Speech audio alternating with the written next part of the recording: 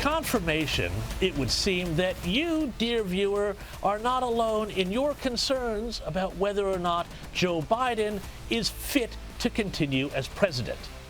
If the video I'm about to show you is at all correct, it seems like a lot of people inside the White House have similar concerns, not just about Biden, but about Kamala Harris and who could replace both her and him. Investigative journalist James O'Keefe, known for his sting operations, recently went undercover in Washington, D.C.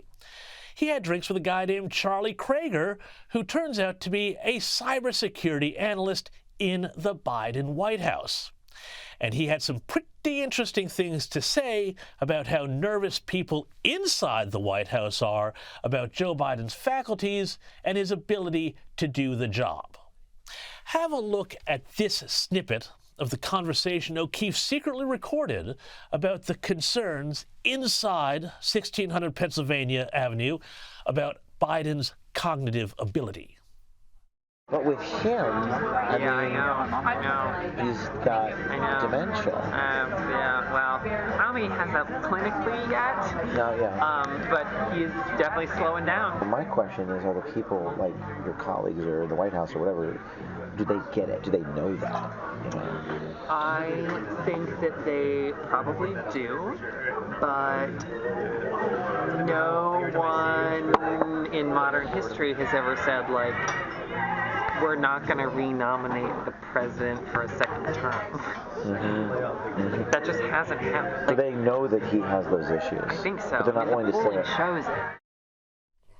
Now, of course, it's not true that no one has ever not run again, and we're going to get to that in a minute. But if what Charlie Kraiger here said is correct, inside the White House, there is just as much concern about what to do about Biden as there is outside the White House. Only the thing is, they don't know what to do about it. Oh, and also, they've got another problem. Kamala Harris. Same thing with Kamala Harris, is she's not popular, but you can't remove the first black lady to be vice president from the goddamn presidential ticket. Like, what kind of message are you going to send to, like, all the African-American voters? So that's the reason why they won't remove her. That's what I think. How would you spin that? People would be like, what the f***? Like she's a woman and she's multiracial. And it's not just identity politics that are a problem for the White House. It's also Kamala Harris and human resources. Kamala is so unpopular. The New York Times did an article about how she hemorrhages black staff. She can't keep black staff. They quit on her en masse. She hemorrhages black staff? Yeah, there's a New York Times article about it. It went, like, people sent it around at the office and everyone was like, oh, like her. And by the way, remember that rumor we discussed last week here about Michelle Obama stepping in to save the day? Well, Charlie Kraiger agrees with me. Not gonna happen. I've had a meeting with Michelle Obama at one point when I was an intern, and someone asked her, will you ever run for office? And she said no, emphatically. Really? She said, I will never run for office. It does not interest me. I've seen how, like, she said it a lot more eloquently, of course, than I'm going to say it, but she was like, I've seen all the shit my husband has had to go through, and that does not interest me. Now, I know what you're saying. This could be just one guy talking himself up. But nothing that he said sounded particularly unlikely either. I mean, if the White House didn't know Joe Biden had cognitive problems, they'd be blind. And there is something else here, though, that stuck with me. Not just the fact that this guy, Charlie Kraiger, was so willing to spill about Joe and Kamala and Michelle for, what, a couple of glasses of wine somewhere? I mean, oh boy, how's your security clearance looking, mate? But also, there was the fact that this guy, who presumably went to good schools and all the rest and is part of the leadership class in America, was so ignorant. Did you catch that bit where our man said that a president has never not renominated for a second term, at least in modern history?